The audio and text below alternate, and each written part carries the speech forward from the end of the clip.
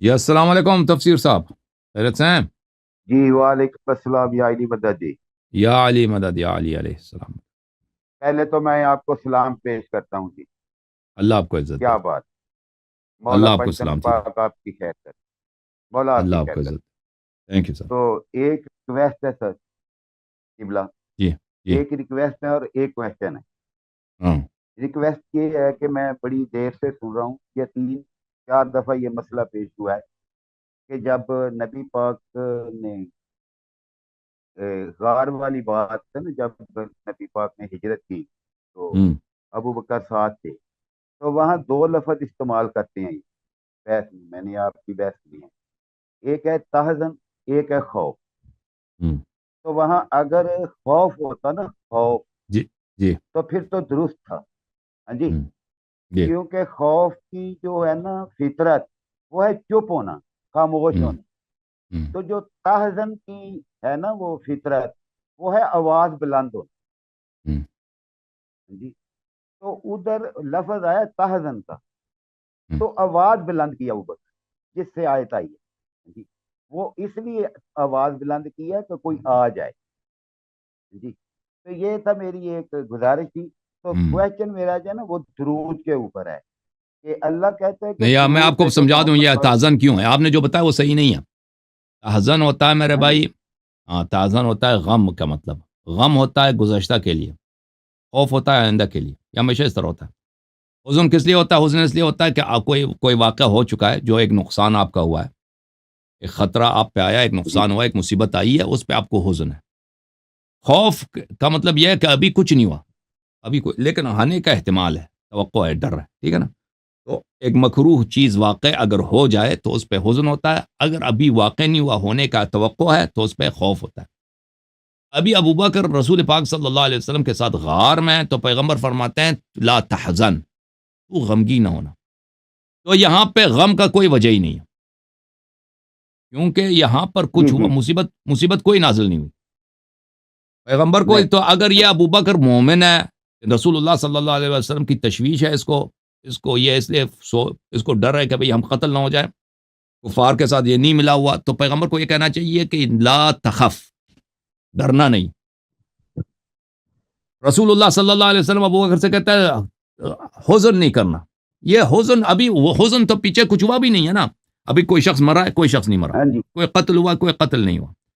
تو یہ کیوں پیغمبر فرما رہے ہیں صلی اللہ علیہ وسلم حزن نہ کر؟ تو پھر یہ پتہ چلا کہ یہ ان کا جملہ جو لا تحزن ہے، یہ اس کے حقیقی معنوں میں نہیں ہے۔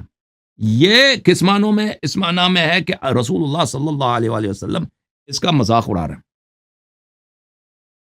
کیونکہ ابو بکر یہ سوچ رہا ہے کہ بھائی امیر المؤمنین علیہ السلام بستر رسول پہ سوئے ہوئے ہیں، اور جو بھی بستر پہ سوئے گا وہ اس نے زندہ اٹھنا ہی نہیں ہے۔ اس کو تو پتہ ہے ابو بکر کو کہ کفار نے آپس میں عہد کیا ہے کہ ہم کئی تلوار برسائیں گے اس بستر پر، وہ تلوار ایک ہی ساتھ اتر جائیں گے، تو جو شخص اس بستر میں وہ ٹکڑے ٹکڑے ہو جائیں گے، ٹھیک ہے نا؟ تو کیا ہے ابھی یہ ہوا نہیں ہے، لیکن وہ دل میں خوش ہو رہا ہے، تو رسول اللہ صلی اللہ علیہ وسلم اس کے مذاق اڑا رہے ہیں کہ تجھے تو ایسی بات پہ حزین ہونا چاہیے کہ یہ ہوگا میرے بھائی کے ساتھ، اس پہ خوش ہونے کی بات نہیں ہے، تو غمزدہ نہ ہونا۔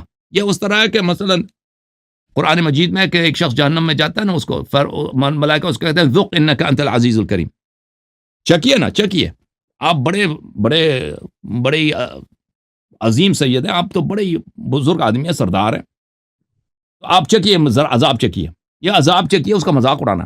تو رسول اللہ صلی اللہ علیہ وسلم جو ابو بکر کو کہہ رہے ہیں کہ لا تحزن، لا تحزن، کیونکہ اس میں حقیقی حزن کوئی نہیں ہے وہاں پر۔ اس کو تو امیر المؤمنین علیہ السلام کے شہادت پر جو دل میں خوش ہو رہا ہے نا کہ یہ تو اس کے داماد آج تو چلا جانا ہے، اس کا جو چچا زاد بھائی ہے جو اپنے بیٹے کی طرف سے پیار کرتا ہے، بھائی کی طرف پیار کرتا ہے، وہ تو آج قتل ہونا ہی ہونا ہے، تو اس پر اس کو تو حزین ہونا چاہیے، غمزدہ۔ یہ غمزدہ نہیں ہے، اس کو کہہ رہے ہیں لا تحزن جی ان اللہ معنا، اللہ میرے اور میرے بھائی کے ساتھ ہے۔ ہاں، یہ اس کا مذاق اڑا رہے ہیں رسول اللہ صلی اللہ علیہ وسلم کہ تجھے تو خوش نہیں ہونا چاہیے، تجھے تو حزین ہونا چاہیے، اور لا تحزن جیسے ایک شخص ہے نا، آپ کی مصیبت میں وہ خوش ہو رہا ہے، وہ خوش، آپ اس کو کہتے نا تو آپ کو دکھ نہ ہو، یا جو آپ اس کو کہہ رہے ہیں نا دکھ نہ ہو، اس کا مطلب یہ نہیں اس کو دکھ ہے، آپ اس کو مذاق اڑا رہے ہیں کہتے ہیں یعنی آپ غلطی پر ہیں، ہمیں کچھ نہیں ہونے والا، آپ کے دکھ جو آپ کی جو خوشی ہے وہ بلا وجہ ہے. تو اس طرح رسالت پناہ صلی اللہ علیہ وسلم ابو بکر کا جو بتا رہے ہیں یہاں پہ نقطہ یہ ہے اصل مطلب. اب کا سوال کیا ہے صلوات کے متعلق، درود کے متعلق؟ ٹھیک ہے، وہ درود کے متعلق سوال ہے قبلہ کہ درود پہ اللہ تعالیٰ فرماتے ہیں کہ درود بھیجو محمد پر اس کی آل پر. تو ہم بھی اللہم صلی علی محمد و آل محمد کہہ دیتے کہ وہ بیچنے والی چیز کون سی؟ بیچنے والا کیا ہے، کیا مطلب؟ کہ درود بھیجو محمد پر اس کی آل پر. جی ہم بھی اللہم صلی علی محمد و آل محمد کہہ دیتے. ہاں، تو وہ اس میں بیچنے والی چیز کون سی؟